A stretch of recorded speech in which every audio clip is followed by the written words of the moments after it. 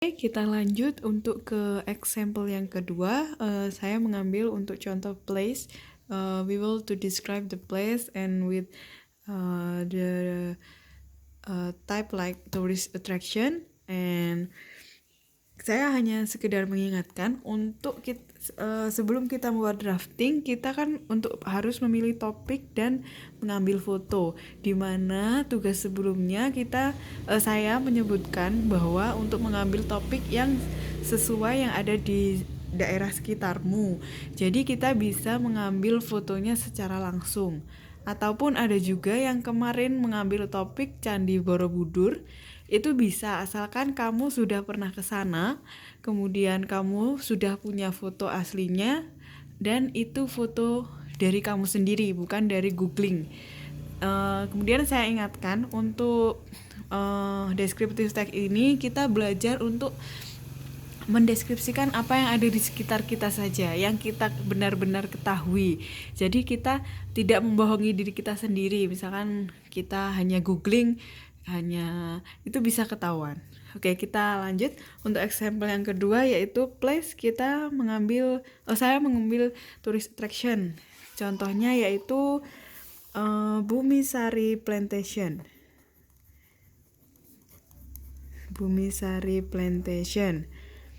Kebetulan saya tinggal di sini, jadi saya bisa mendeskripsikannya dengan cukup detail seperti itu. Kemudian apa sih yang akan saya tuliskan dalam deskripsinya? Misalkan 1. Location. Di dalam location ini, lokasinya ada address, alamatnya, kemudian how to get there, bagaimana cara kita bisa sampai ke objek ini. Kemudian apalagi yang akan kita jelaskan? Misalkan attraction yang ada dalam sebuah objek wisata itu apa saja. Kalau di plantation, misalkan clove process, atau mungkin coffee process, atau clove and coffee plantation. Nah, ini sudah jadi contoh draft untuk Bumisari Plantation. Ini draft kecilnya seperti ini. Kemudian kita bisa melanjutkannya dengan membuat atau menuangkan draft ini ke dalam sebuah paragraf. Kita mulai dengan yang pertama apa? Identification. Nah, kalimat awalnya seperti apa? Misalkan Bumisari Plantation is the one of beautiful plantation in Banyuwangi. Jadi ini masuk ke dalam identification. Seperti kalimat pengenalan, apa sih yang akan kita jelaskan? Oh, kita mau menjelaskan Bumisari Plantation. Ini. Kemudian ini ya yang saya garis bawahi. Next kita lanjutkan dengan description. Sebenarnya identification itu bisa juga lebih dari satu kalimat, tapi kita gunakan contoh yang simple dulu, hanya satu kalimat untuk identification. Next description. Seperti yang tadi, address-nya di mana? Misalkan the plantation located in the plantation location in Bumisari Bayu Village, Banyuwangi. Terus misalkan kita lanjutkan dengan how to get there.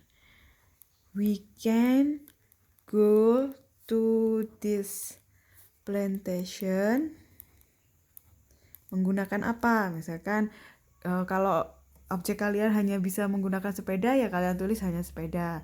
Tapi di sini karena jalannya besar, kita bisa menulis can go this plantation use by motorcycle and car. Misalkan seperti itu. Kemudian apalagi misalkan aksesnya. The access is not too bad. Misalkan jalannya tidak terlalu jelek. Kalau misalkan jalannya bagus, ya kalian bisa tulis the access is very good, seperti itu. Kemudian kita lanjutkan dengan attraction. Misalkan Bumisari Plantation have beautiful scenery, punya pemandangan yang bagus, have beautiful scenery of coffee and clove plant. Misalnya plantation have beautiful scenery of coffee and clove plant. Kemudian in here misalkan kita jelaskan kita bisa ngapain aja di objek wisata ini. Misalkan in here we can see the planting process until harvest, pemanenan indirectly. Misalkan seperti itu. Terus kita jelaskan apa lagi? Misalkan Bumisari Plantation, untuk kalimat penutupnya kita bisa kasih Bumisari Plantation have fresh air, punya udara segar, that can make tourists enjoy to visit this place. Misalkan seperti itu, contoh secara singkatnya seperti itu. Jadi kita bisa tutup dengan Bumisari Plantation punya udara yang segar yang bisa membuat turis bisa senang untuk berkunjung ke destinasi ini. Nah, ini yang kita jelaskan juga harus sesuai dengan foto yang kita ambil, seperti itu. Jadi, misalkan di foto itu warnanya hijau ataupun udaranya terlihat bagus, itu kita bisa jelaskan. Tidak boleh menyimpang dari foto yang sudah kita ambil. Mungkin seperti itu untuk contoh yang kedua. Intinya kita membuat sebuah deskriptif teks itu akan lebih mudah jika kita benar-benar tahu tentang objek yang akan kita deskripsikan. Jadi itu akan memudahkan. Dan ini dilarang keras untuk menggunakan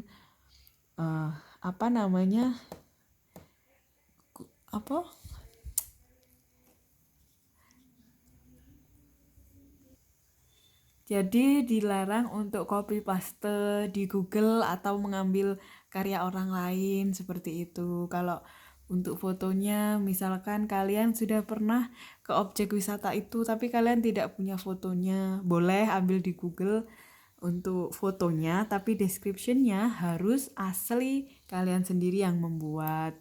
Seperti itu. Kemudian kalau mengambil gambar dari Google, itu harus mencantumkan sumbernya karena itu kan orang lain yang menciptakan, yang membuat. Sekian dari saya untuk example descriptive text-nya.